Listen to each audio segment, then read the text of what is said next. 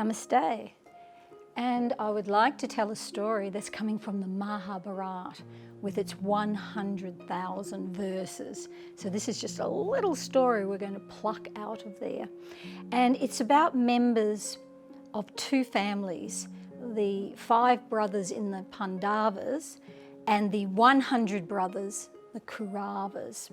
It's got a lot of back history to it, so I'm kind of relying on the fact that you know the back history. So let's just dive now into it. And I'm going to read the story to you, and I've called it The Two Cousins. So let's begin. The 5 Pandava brothers exhibited all good qualities. They were humble, submissive to their elders, and kind and protective to those in need. However, not everyone liked the Pandava boys.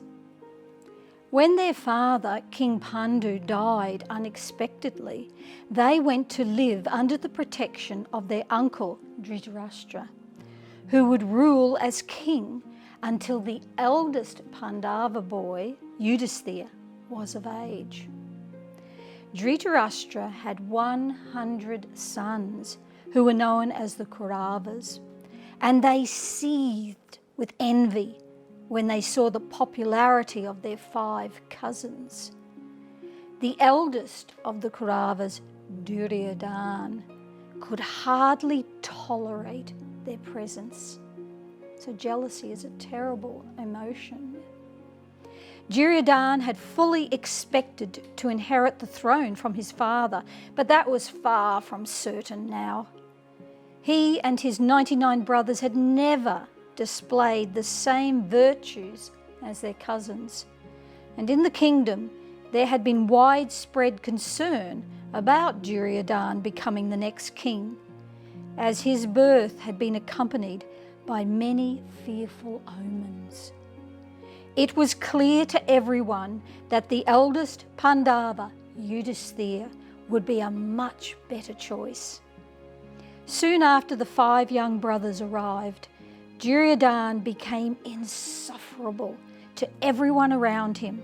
He stormed around the palace, venting his anger at his servants and smashing furniture. He's quite a spoilt brat, wasn't he? He sat brooding for long periods of time. He thought, why is everyone so enamored with the Pandavas? What did they ever have that I lack? How is their claim to the throne greater than mine? After all, it is my father who is now king. It was irrelevant to Dhritarashtra that his father had taken the throne by default just because his brother had died. Duryodhan further considered that his father had been the firstborn son and therefore he should have been king, and it was only because he was born blind that his brother was chosen. All these thoughts consumed Duryodhan day and night. Duryodhan's mortification at losing his status as the next king was compounded by the way his cousin Bheema, one of the Pandavas, treated him and his 99 brothers. Bhima had no time for Duryodhan's arrogance and the rest of his cousins. He especially found the haughty Duryodhan a troublemaker. A rivalry quickly developed between the 2 princes. From Bhima's side, it was mainly boyish and good fun, but for Duryodhan, it grew increasingly earnest. He found Bhima's antics intolerable. Bhima had outstanding strength. He would laughingly challenge all 100 Kaurava cousins to be in a wrestling contest. Not just one of them, he'd challenge them all together. When they ran towards him, he would toss them about like so many pieces of straw. He delighted in practical jokes and would frequently embarrass his cousins. One day, after Bhima had shaken Duryodhan out of a huge fruit tree that he'd climbed, Duryodhan felt he could take no more. It was time to act. He took his brother, Duryodhana, aside and said, This Bheema is a constant thorn in our side. We cannot better him at anything. Even at eating, he consumes more food than 20 of us can eat. I tell you, brother, he is driving me to madness. Something must be done. And indeed, I have a plan. Duryodhan had been consulting with his maternal uncle, Shakuni, whom he found to be sympathetic towards his loathing of his cousins. Actually, Shakuni bore a grudge, and he found his chance for revenge when the scheming Duryodhan approached him as a mentor. As Shakuni whispered an idea on how to deal with the Pandavas, the corners of Duryodhan's mouth lifted in a sly smile as he listened. Duryodhana now spoke to his brother Dushasana. Listen, brother, tomorrow we will go on a picnic with our cousins. I shall personally arrange for some special dishes for the ever-hungry Pandavas. Looking around furtively, Duryodhan showed his brother a stem from the deadly poisonous datura plant. I hear this makes a delicious preparation when cooked with various spices.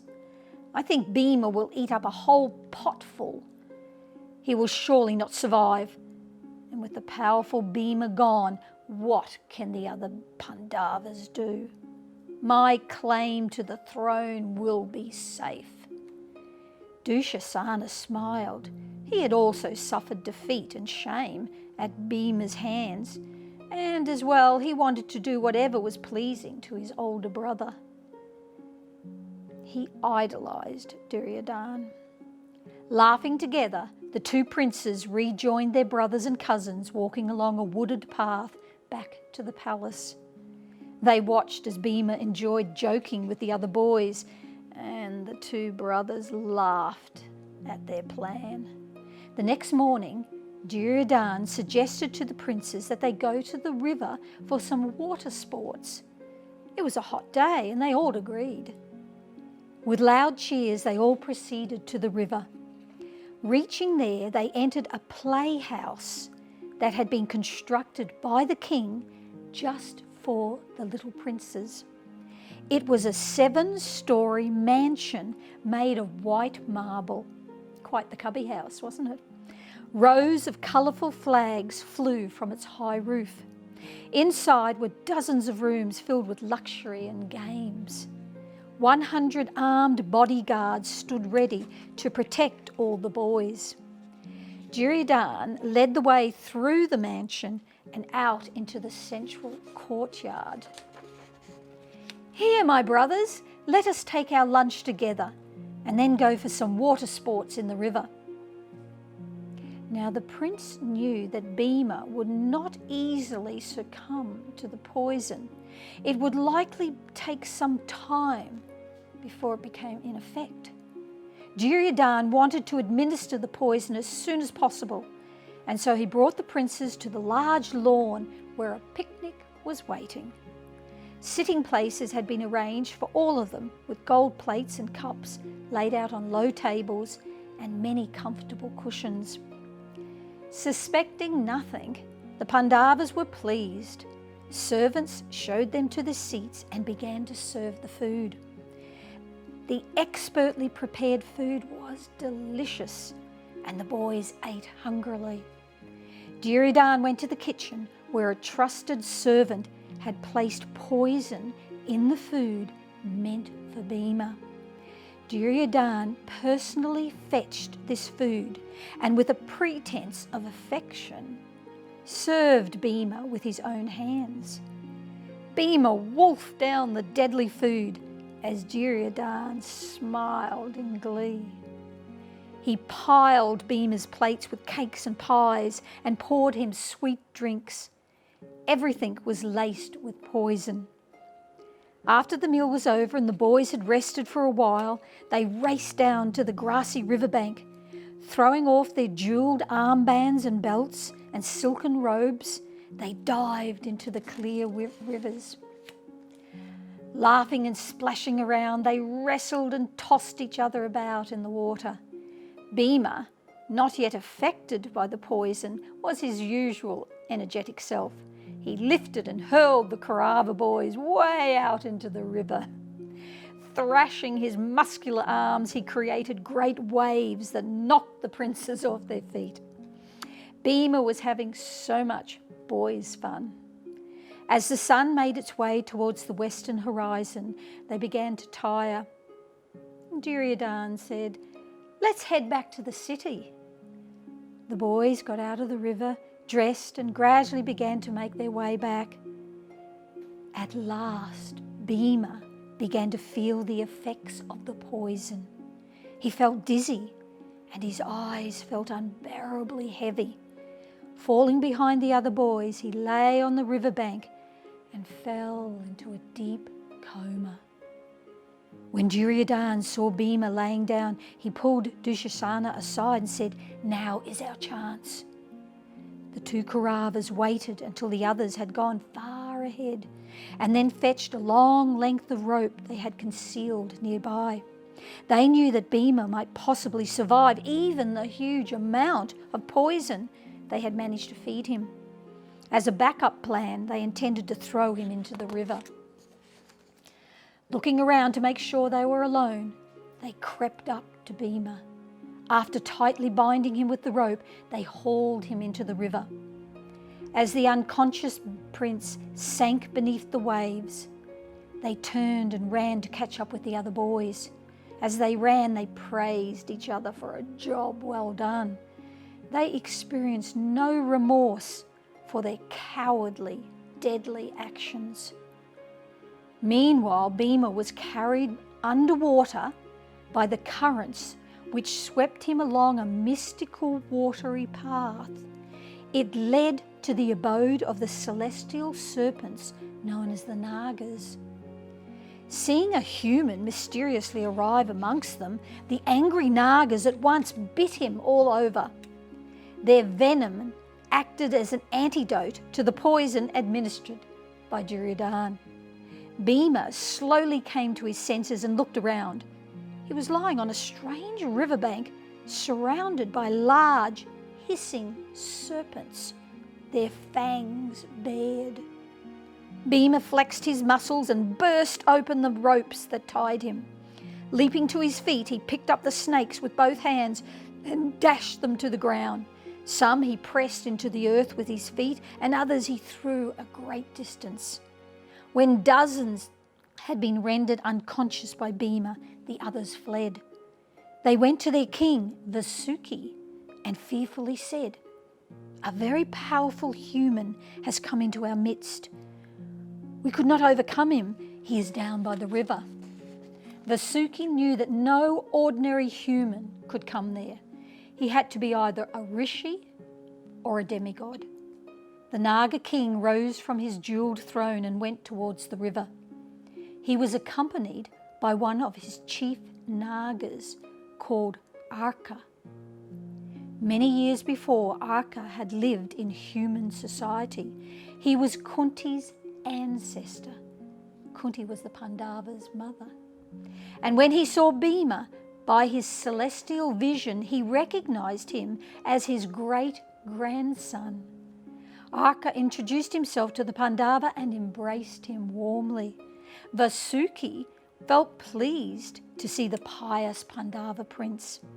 Realizing that he must have been brought there for some purpose, he asked Arka, "How can we help this boy?" Arka looked at the strong youth and smiled. "I think this prince would benefit most from drinking our famous rasa."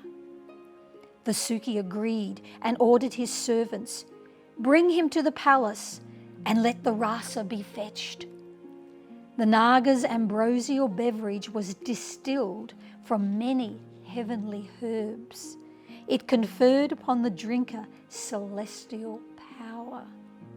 The Nagas watched in amazement as Bheema sat and drank 8 pots, one after the other. After finishing the drink, Bhima again felt sleepy. He was shown to a bed in the palace where he lay down. For 8 days he remained in a deep sleep as his body digested the rasa. On the 9th day he awoke, feeling extremely powerful. Arka said to him, "You now have the strength of 10,000 elephants. None will be able to defeat you in battle. Come now and eat something. I shall then return you to the surface. Your family members are anxious." Duryodhana's plan really backfired, didn't it? Nagas offered Bhima delicious celestial preparations and then dressed him in fine white silks and golden ornaments. Arka then accompanied Bhima to the river. Telling him to close his eyes, Arka entered the water with him, and within moments, Bhima found himself standing alone on the Ganges bank near the playhouse mansion. He immediately began to sprint back to the city. Meanwhile, his mother Kunti sat silently, filled with worry, as she thought, "Where is Bhima?" His brothers were surprised he was not in the city when they returned. They thought he'd gone on ahead of them. They searched everywhere in the city, but not finding him, they returned to the river and walked up and down the banks, but no one could find him. Where, oh where is Bhima? Kunti suspected some evil plot. She knew of Duryodhan's disposition towards her sons. Revealing her mind to Vidura, he was the brother, Pandava's father, she said, "I feel the Kaurava prince may have killed my son." Vidura shook his head. "That can never be, dear Kunti. Vasudeva has prophesied that your sons will live long. Those words cannot be proved wrong." But remembering the evil omens at Duryodhan's birth, Vidura nevertheless warned Kunti to be on her guard and said, "The Kaurava prince might spread rumours and lies even against you." The first fake news. During the 8 days of Bhima's absence, Kunti and her other sons were in complete anxiety, considering surely Bhima has met with some calamity. Then, soon after sunrise on the 9th day, they saw him running along the road towards their palace, his white silk clothes billowing in the breeze. He went straight to his overjoyed mother and respectfully touched her feet. His brothers embraced him with tears in their eyes and eagerly asked where had he been. Bhima understood what had happened to him.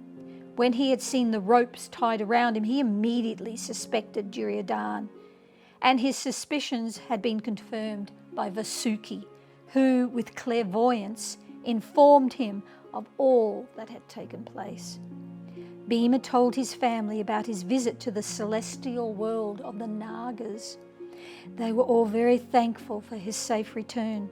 It seemed by divine arrangement Bhima was safe, despite Duryodhan's efforts to kill him. The eldest brother Yudhisthira was shaken to hear of Duryodhan's antagonism. He considered the situation carefully and discussed it with his mother and brothers. He concluded that it would be best to remain silent. If the Kuru elders were informed, there would be open hostility between the two families. When the Pandava's father Pandu died, their position was now very vulnerable. The blind Dhritarashtra was now the king, and he doted on his own sons, especially Duryodhan. He would be unlikely to go against them in order to protect his nephews, the Pandavas. Vidura was the one person they trusted, and that is why Kunti confided in him. He confirmed Yudhisthira's decision. The brothers therefore agreed to say nothing about the incident. But from that day onwards they were vigilant, always expecting more treachery from Duryodhan. The clouds were beginning to form for what would become the epic dynastic confrontation the Battle of Kurukshetra. Namaste.